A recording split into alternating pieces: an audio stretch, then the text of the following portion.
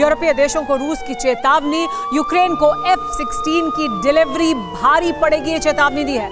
Romania में यूक्रेनी pilot की ट्रेनिंग हो रही है। फिनलैंड बॉर्डर पर रूस ने अपनी सेना को बढ़ा दिया है। पोलैंड ने तैनात कर दिए हैं इसके जवाब में एयर डिफेंस सिस्टम भी। तो लगातार रूस धमकी भी दे रहा है और तैनाती भी बढ़ती जा रही है। रूस यूक्रेन युद्ध में एटमी सर्वनाश का चक्र तेजी से घूमने लगा है।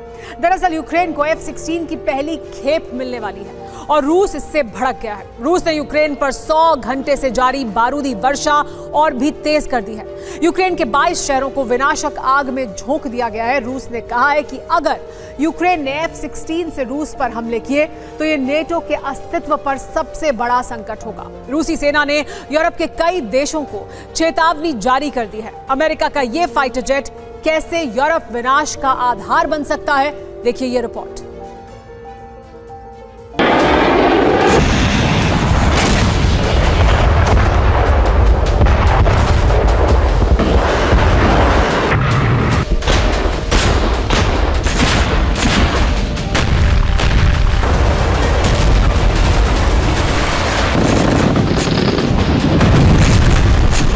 ये यूक्रेन पर बरसे रूस के क्रोध की तस्वीरें हैं।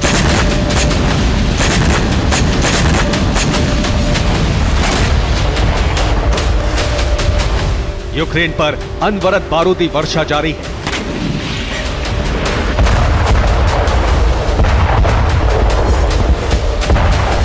सौ घंटे से यूक्रेन पर रूसी हमले नहीं रुके हैं।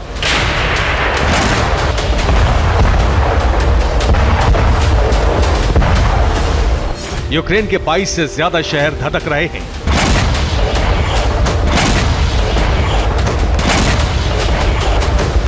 दक्षिणी यूक्रेन पर सबसे ज्यादा हमले हुए हैं।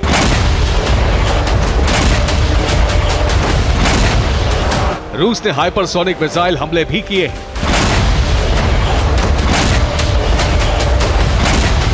यूक्रेन पर बीते दिसंबर के महीने से इतने बड़े हमले नहीं किए गए जितने बीते 100 घंटे से जारी हैं।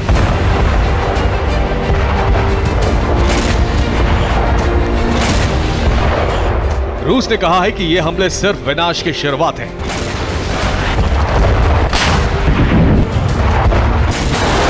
अगर रूस की रेड लाइन को लांघा गया तो हमलों की रेंज में यूरोप के कई देश आ सकते हैं।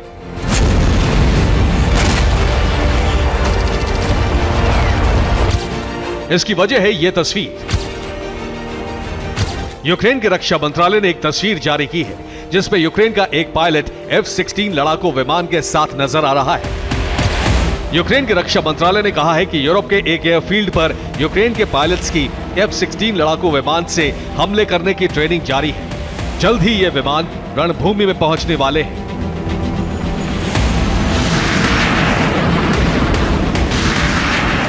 इधर यूक्रेन ने F-16 का शक्ति प्रदर्शन किया और उधर रूस ने पहले से जारी हमलों की गति और संख्या दोनों बढ़ा दी।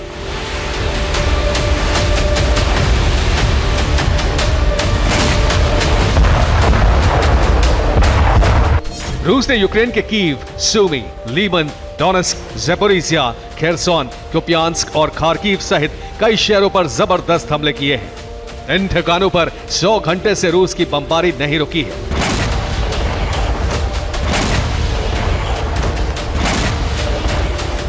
F-16 मिलने का ऐलान होने के बाद रूस ने यूक्रेन को शक्ति विहीन करने के लिए हमले और तेज कर दिए हैं।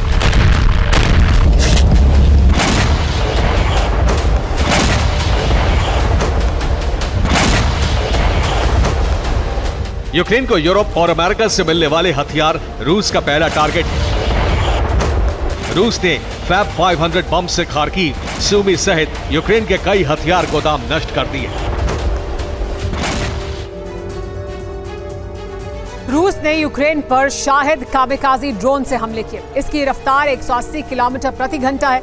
ईरान ने 400 किलोमीटर की रेंज तक मार करने वाले ड्रोन रूस को दिए हैं। रूस ने इससे 30 से ज्यादा हमले किए हैं। किंजल हाइपरसोनिक मिसाइल से भी रूस ने हमले किए। इसकी रेंज 480 किलोमीटर तक है। इसकी रफ्तार 12,350 किलोमीटर प्रति घंटा है और कुल 4 मिसाइलें यूक्रेन पर दागी गई। रूस ने यूक्रेन पर फैब 500 गाइडेड बॉम्ब भी बरसाए। इसकी विस्फोटक क्षमता 500 किलोग्राम तक और रूसी सेना ने 50 से ज्यादा हमले किए हैं। इसके अलावा short range ballistic missile system Iskander से भी मिसाइलें लॉन्च की गई। ये स्टेल्थ मिसाइल है और इसकी रेंज 500 किलोमीटर तक है। रफ्तार 7400 किलोमीटर प्रति घंटा है। इस्कंदर से 10 से ज्यादा हमले किए गए। रूसी एयरफोर्स ने KA-52 हेलीकॉप्टर से भी बम और मिसाइल हमले किए। ये रूस का हाई परफॉर्मेंस कॉम्बैट हेलीकॉप्टर है। इसकी रफ्तार 315 किलोमीटर प्रति घंटा है। इसके अलावा KH-59 क्रूज गाइडेड मिसाइलें भी बरसाई गई। ये युद्धपोत से लॉन्च होती हैं और इसकी रेंज 280 किलोमीटर तक है। 1050 किलोमीटर की रफ्तार से चलने वाली इस मिसाइल से 40 से ज्यादा हमले किए गए हैं।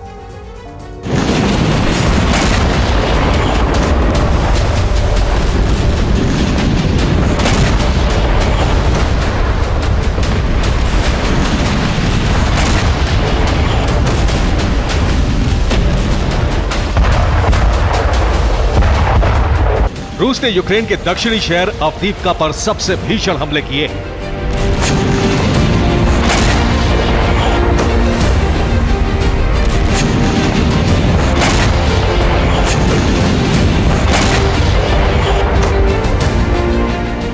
डोनेस्क जिले के अवदीव्का शहर में रूसी हेलीकॉप्टरों ने विनाशक बम वर्षा की है।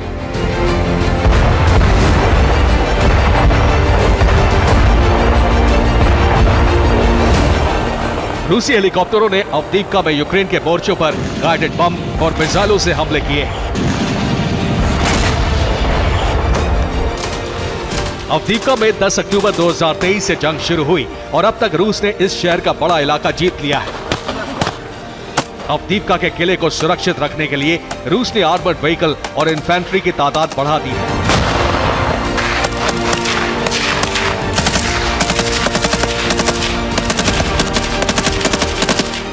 अवदीव्का के साथ साथ डोनेस्क के जीते हुए इलाके को कब्जे में रखने के लिए रूस ने नई रणनीति बनाई है।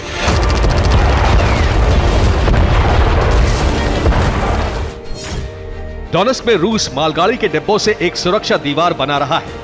यह सुरक्षा दीवार 30 किलोमीटर लंबी है। मालगाड़ी के डिब्बों को यूक्रेनी टैंक और बख्तरबंद वाहनों को आगे बढ़ने से रोकने के लिए इस्तेमाल किया जा रहा है।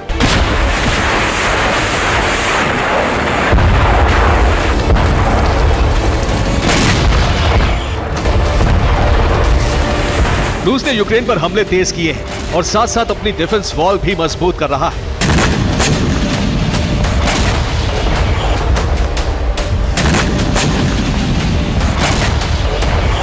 10 फरवरी से यूक्रेन पर रूस के हमले रुके नहीं। यूक्रेन के खार्किव शहर को भारी नुकसान उठाना पड़ा। ड्रोन हमले से तेल डिपो के टैंकर फट गए और आसमान आग की लपटों से घिर गया।